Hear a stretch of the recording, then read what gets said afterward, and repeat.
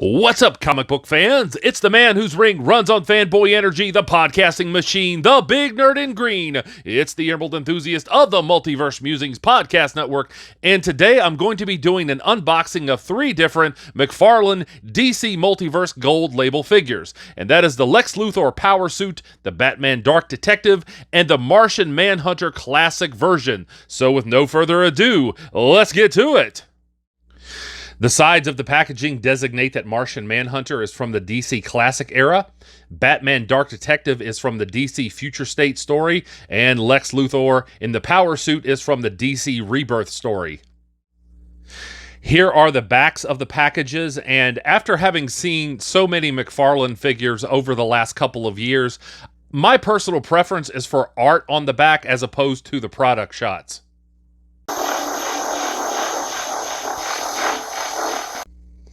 Let's start by opening Martian Manhunter.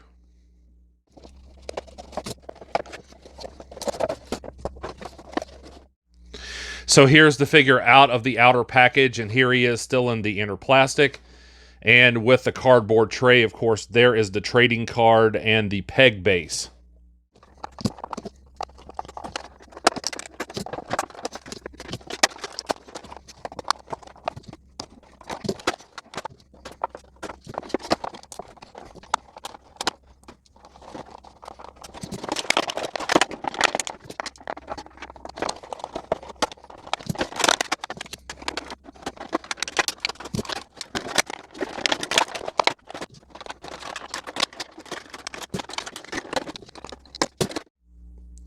So here's a look at the loose figure now, and make sure to stay tuned all the way to the end because I will be doing some articulation shots with each of the figures, but let's go ahead and take a look at the loose details of this figure. Now, let me preface this by saying I realize this costume is a product of its time. It's just not my favorite. To me, just looking at it aesthetically, it's a weird combination of minimalism here with, the trunks, but then you have this huge cape and boots. It's always looked weird to me. I like the more modern interpretations of Martian Manhunter's costumes. Here's a look at the back.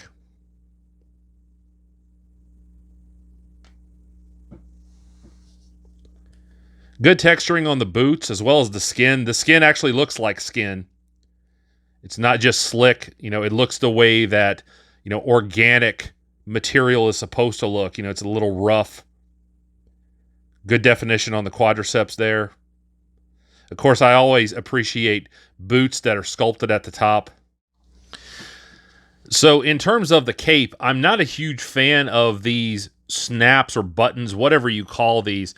In Martian Manhunter's earliest incarnation, he just had the cape that kind of came down and connected to like this strap part of his costume.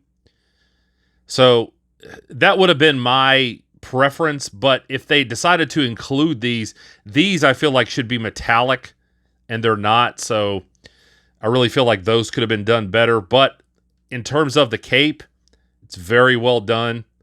It's not soft goods, it's rubber. Now, it is heavy, so the figure doesn't stand as well as you'd probably like him to, so I'd recommend using the peg base.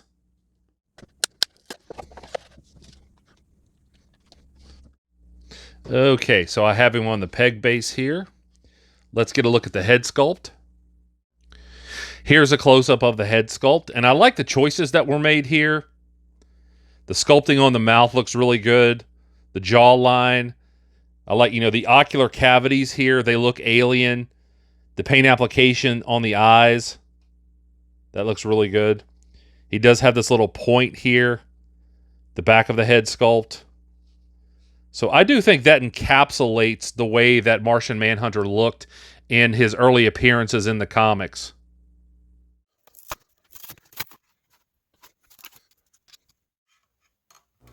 And here is a close-up of the trading card.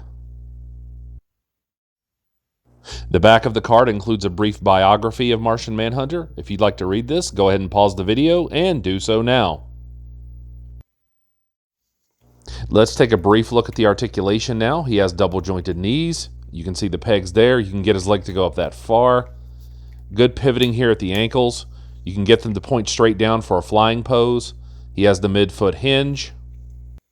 In terms of the hip articulation, it's a little subpar. You can get him to step back. You can get him to kick out to the side this far. And you can get him to kick forward that far. So I wish his leg would go up a little bit further there. Now this rubbery part of the costume inhibits his torso articulation just a little, but there's good sculpting, good paint choices there.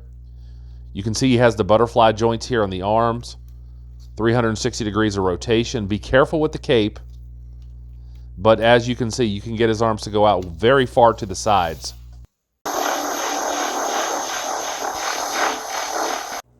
Time to take a look at LexLuthor.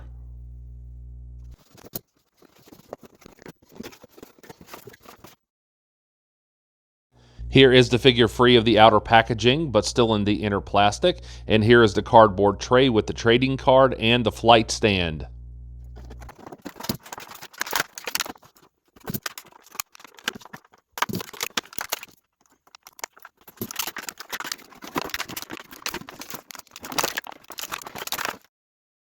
And here we have Lex out of the package and ready to rumble. The sculpting on this is superb, and the blue and red coloring is really vibrant.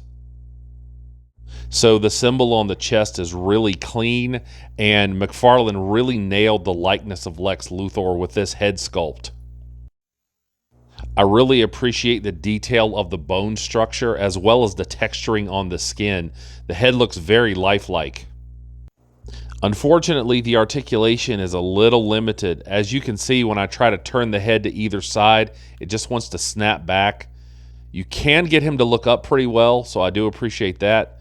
And you can get him to look down a little bit, but no matter how much I try to manipulate this head, it just won't stay in place. And I think that has something to do with the fact that the neck is angled down because of the collar of the power suit.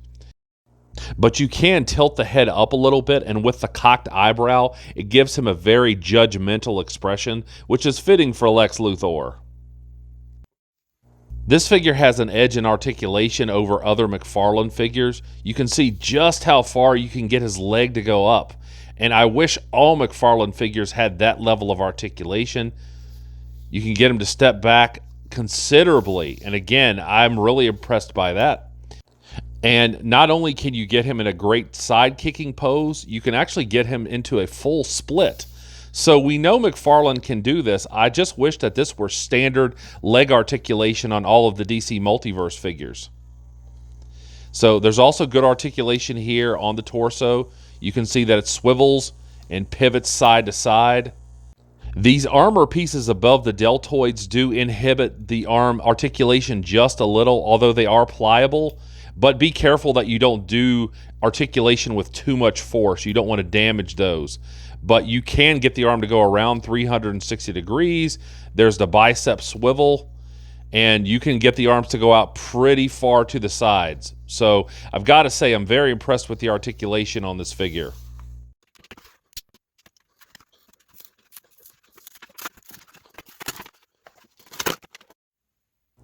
Here is a close-up look at the front of the trading card.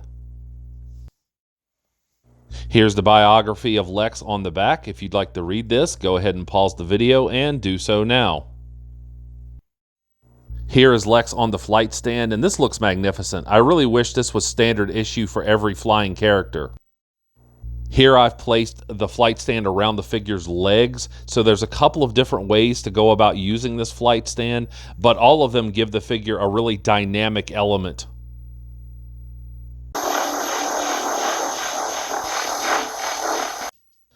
Now it's time to free the Batman.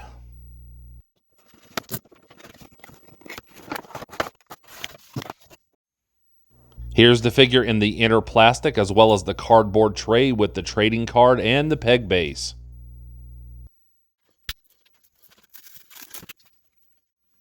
Here we have a close-up view of the front of the trading card. And here is Batman's biography on the back. If you'd like to read this, go ahead and pause the video and do so now.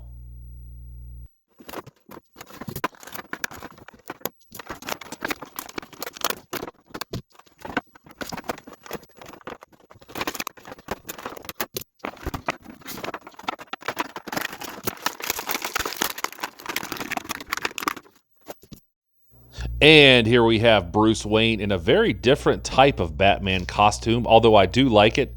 He comes with this grappling hook accessory, and he also comes with the standard DC logo peg base. So I'm a little disappointed in this grappling accessory. The rope part is molded together, and I really wish they would have used a piece of string so you could actually unravel this and put it in his hands. So I really like this future state military look for Batman. You can see all of these different pieces of armor that he has on the pants. You can see the individual seams, some wrinkles that have been sculpted in. That all works well together.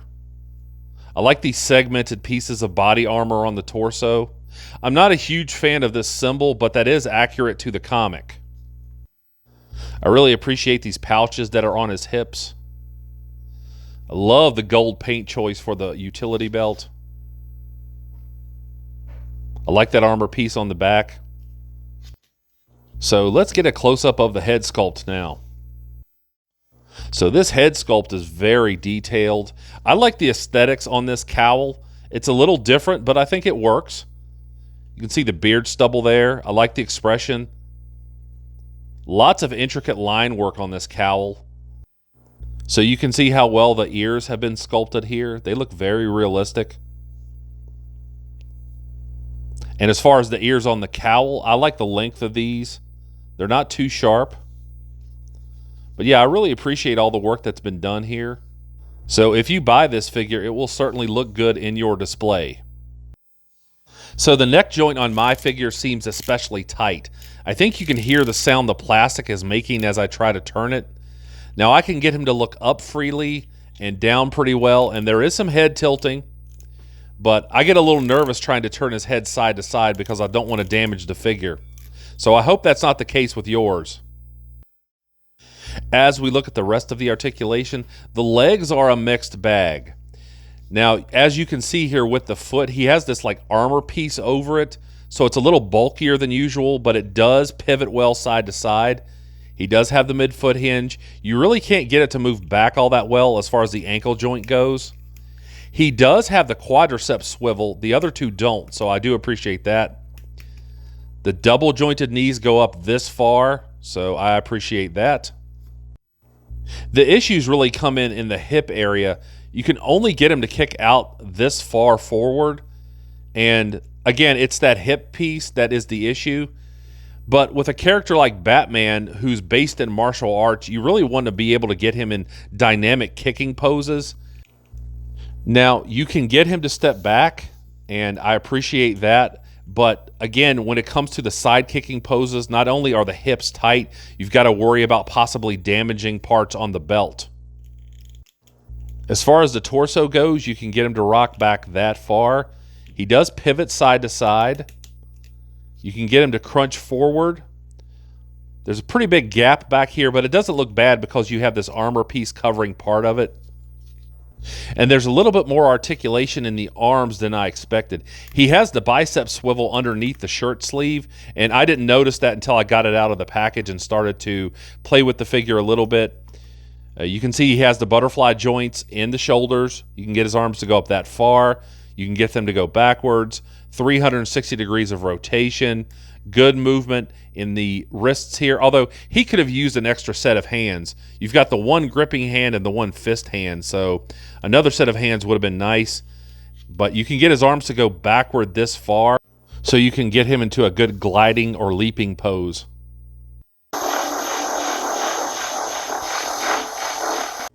I certainly hope you have enjoyed this review. If so, please like, subscribe, and tell a friend to do the same.